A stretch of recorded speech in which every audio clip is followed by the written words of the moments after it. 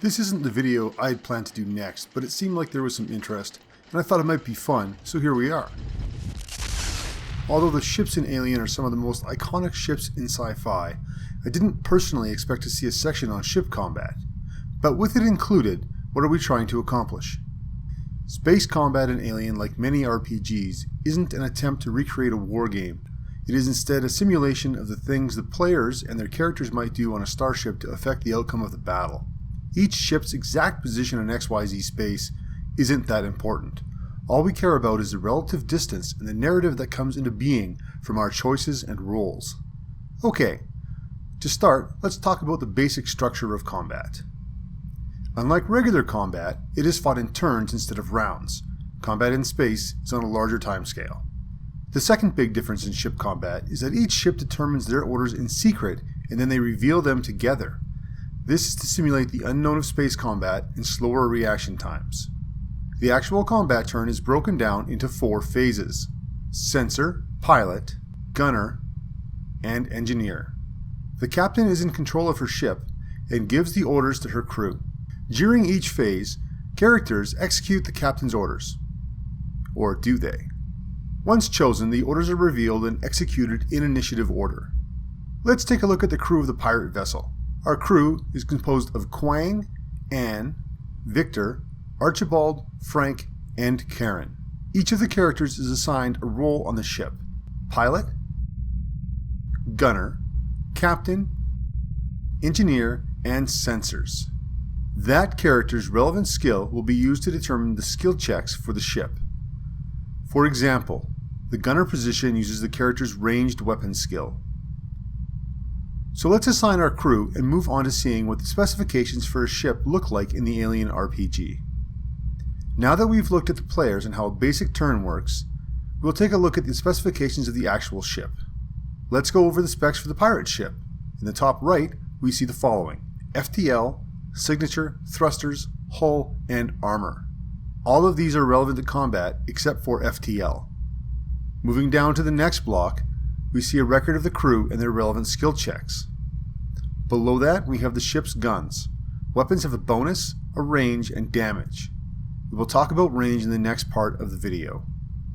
Finally, below that, we have a few upgrades showing some customizations for the ship. As we continue through a play example, we will see how each of these sections work. Like regular combat, space combat is broken into zones.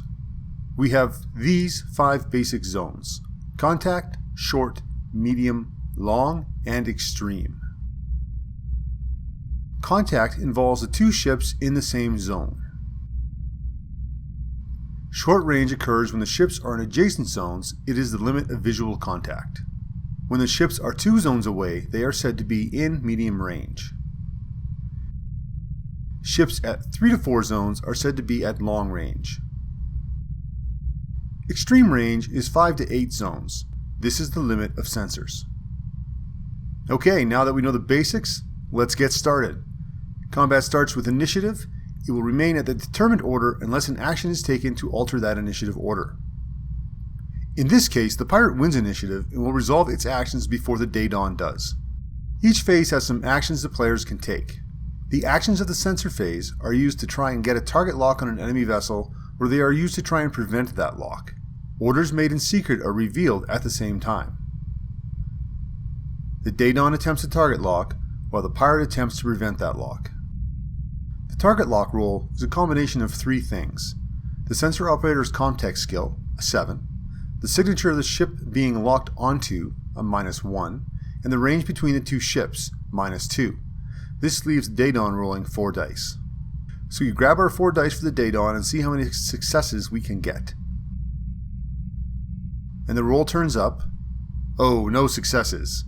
This means the go dark action of the pirate is irrelevant since we have no lock to avoid. We can move on to the pilot phase. The actions of the piloting phase are used to maneuver the ship, change velocity, dock, and ram. Ships generally start an engagement with an approach velocity of 2, meaning they move 2 zones at the end of the pilot phase. Our orders are again decided in secret and revealed at the same time. The day dawn accelerates to try and intercept the pirate, while the pirate slows to get a better shot at their new prey. Piloting rules are going to be the piloting skill of the pilot, a 7, plus the ship's thruster rating, a 1. So in this case, we will roll 8 dice for both ships. So we grab 8 regular alien dice for the pirate. 1, 2, 3, 4, 5, 6, 7, 8. And then we roll them for a result of 0 successes. So the pirate does not get to change its velocity. The Daedon has the same skill roll and thruster rating as the pirate, so again it will roll 8 dice. And the roll gives us a result of 3 successes. Awesome. By succeeding, the Daedon can increase its approach velocity by 1. But because the Daedon rolled multiple successes, it can also increase the approach velocity by another step, making the total speed 4 if it chooses to. In this case, we will remain at a velocity of 3.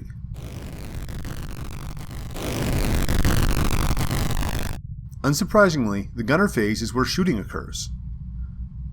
With a target lock, we can shoot at the enemy ship, or we can launch countermeasures, a reactive action, to avoid being hit. Since neither ship has a lock, no shooting can occur. Both ships take no action, and we move on to the next phase. The engineering phase is where we can attempt to make battlefield repairs, self-destruct, or power the engines up or down. Again, neither ship takes an engineering action. So on to turn 2, and the first phase of the turn, the sensor phase. At this close range, both ships attempt a target lock. The pirate has a sensor skill of 7, the Daedon has a signature of 0, and the long range is -1. This gives the pirates a roll of 7 plus 0 minus 1, or 6 dice. And the roll gives us 3 successes. The pirate successfully locks onto the Daedon. The Daedon has a sensor skill of 7, but the pirate has a signature of -1 and the long range of -1. This gives us a roll of 7 plus -1 plus -1, or 5 dice. The Daedon puts 5 dice into the tray for the target lock roll, and with the roll gets 0 successes. Tough break for the Daedon. On to the piloting phase. As before, orders are decided in secret and revealed at the same time. The Daedon tries to decelerate and the pirate attempts to accelerate. Just as before, the skill rolls the piloting skill of the pilot plus the ship's thruster rating. So in this case, we will roll 8 dice. We grab 8 dice and roll. And get 1 success. The pirate may increase their approach velocity by 1. The Daedon has the same skill roll and thruster rating as the pirate, so it will again roll 8 dice. 8 dice go in the tray. And the roll gives us... oh wow, 0 successes. The Daedon maintains its current speed. Each ship now has a velocity of 3 and are moved 3 zones each. Range remains at long or 3 zones. Alright, the gunner phase. With a lock on it, the Daedon opts to use countermeasures, while the pirate with lock opts to fire.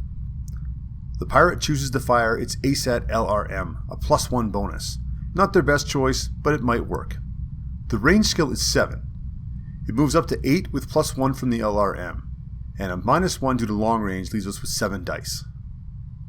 7 dice go in the box, and the roll gives us 2 successes. Countermeasures cancel out hits and are resolved using the ranged weapon skill of the operator, but are not affected by range. The Daedon uses its laser array, a +2 bonus. The range skill is 7, so we roll 9 dice. 9 dice go into the tray. 1, 2, 3, 4, 5, 6, 7, 8, and 9. And the roll. 1 success. So 1 successful countermeasure removes 1 successful hit. This leaves 1 hit, and the Daedon is struck as the countermeasures were only partially successful. The ASAT does 4 points of damage. All that is left to say the Daedon is its 10 armor. So 10 dice go in the tray. Each success cancels out 1 point of damage. And the roll gives the Daedon 2 successes. 4 damage minus 2 armor results in 2 damage.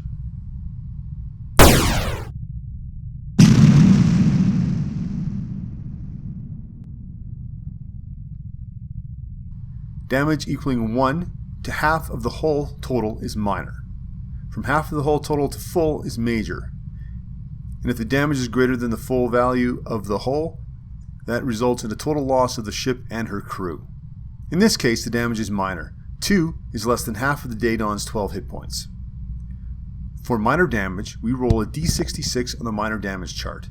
In this case, we will use the yellow stress die as the tens die. Our roll gives us a result of 33, and on the chart it says a random crew member takes a 6 dice attack. Each success on that attack will equal 1 damage to the crew. Since we have 8 crew members, we will grab a d8 and 6 d6s. So it looks like 1 damage to crew member number, well, I called that a cock die and re-rolled. So we get 1 damage to crew member number 7. I'm not tracking things closely for the crew, but we'll note that crew 7 gets a point of stress as well, just in case. So back to engineering phase. Neither ship has much to do, and so neither ship acts. And we're back to the sensor phase in turn 3. Both ships again decide their orders in secret and reveal them together, and again they both choose target lock. Ships with a target lock simply maintain them, but the Daedon needs to make a roll. So again, to review, that is the Comtech of 7, plus a signature of the pirate, which is -1, plus a range modifier of -1, gives her 5 dice. 5 dice go into the tray, and the roll gives us 2 successes. The Daedon locks on. Alright, so back to the piloting phase. Both ships choose to decelerate. As a refresher, we'll take a quick look at the stats for the 2 ships. I'm sure the piloting skill of 7 plus the thrusters of 1, giving each ship 8 dice, isn't a surprise. And for simplicity, we'll roll these 2 dice pools at the same time. So each ship rolls and gets 0 successes for the Daedon, but the pirate gets 3 successes and can slow by 1 or 2 points. The pilot of the Daedon decides to push her roll. She gets to re-roll all the dice without a success. This will add 1 stress point to her total, but give her another chance at succeeding. The Daedon gets 3 successes and can also slow by 1 or 2 points. Both ships now have a velocity of 1. All that is left is to execute the move orders. The pirate moves first, followed by the Daedon.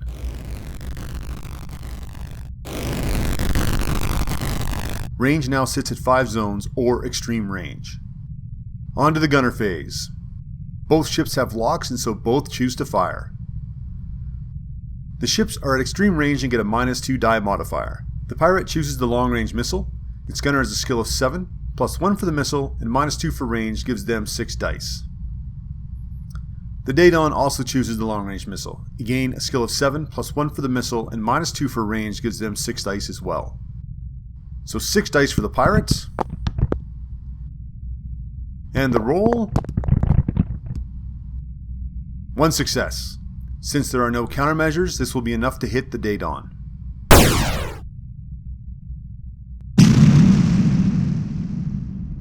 Again, the ASAT LRM will hit again for 4 points of damage. The Daedon has an armor rating of 10, which we saw last time. 10 dice go into the tray.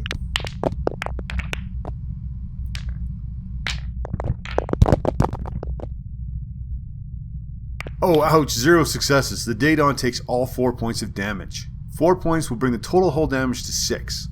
But this attack was only 4 points of damage, which is less than half of the hull rating and only causing minor damage again. So our D66 roll this time is a result of 14. This is damage to a random weapon, giving it a -2 modifier until it is fixed. We will roll a D6 to determine the weapon.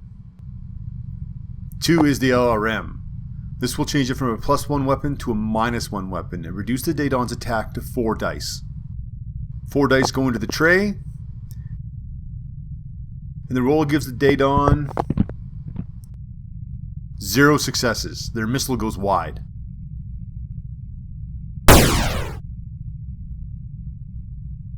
Engineering again gives ships a chance to make emergency repairs. This time one of the ships is damaged. The pirate takes no action. The Daedon attempts repairs. We can see it as a heavy machinery roll in the damage chart. I didn't flesh out the characters enough, so we'll just say the Daedon is successful at her repairs. And so on to turn 4, Sensor Phase.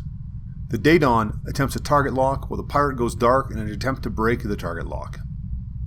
Normally the lock would just be maintained without a roll, but because the pirate is going dark, the Daedon needs to roll again to maintain the lock. Comtext 7, Signature -1, Extreme Range -2, 4 dice total. Going dark will allow the pirate to roll their Comtext skill as a reactive action to cancel out successful lock dice. The Daedon drops 4 dice in the tray, and rolls them for 1 success. Not great. The pirate gets to roll 7 dice from their Comtext skill, and rolls them for... Oh! No success as the Daedon maintains her lock. Turn 4, Piloting Phase. The pirate will attempt to accelerate to escape the encounter, while the Daedon will attempt to slow to come about in pursuit if it needs to. Both ships roll 8 dice, their piloting skills plus their ship's thruster rating. But the Daedon's pilot has a stress point from pushing one of her rolls, giving her 9 dice total. The pirate has initiative, so they roll first. Their 8 dice give them 0 successes. They maintain speed. The Daedon assembles their dice pool, 8 dice plus 1 stress die. The roll gives her 3 successes. The Daedon can decelerate by 1 or 2 points. This time, the Daedon drops her speed by 2, bringing it to -1, or 1 in the other direction.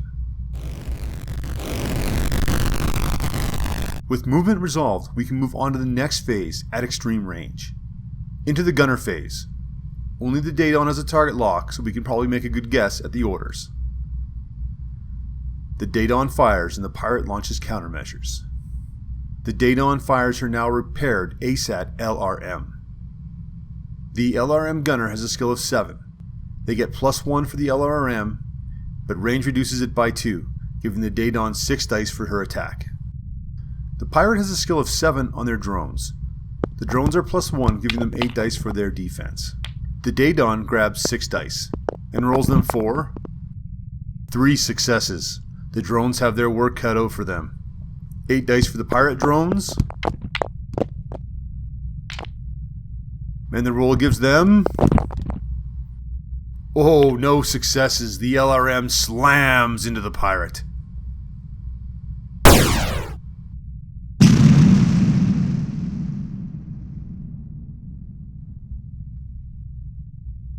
The 2 extra successes are converted to damage, causing a total of 6 points of damage to the pirate. A vicious blow. The pirate has an armor rating of 6 to try and mitigate the damage. 6 dice go into the pool for the pirate, and the roll gives them... Oh, bad day for pirates. 0 successes. The pirate takes all 6 points of damage. The pirate has a hull rating of 6. As we saw before, receiving your hull points or more in a single turn is a total loss of ship and crew.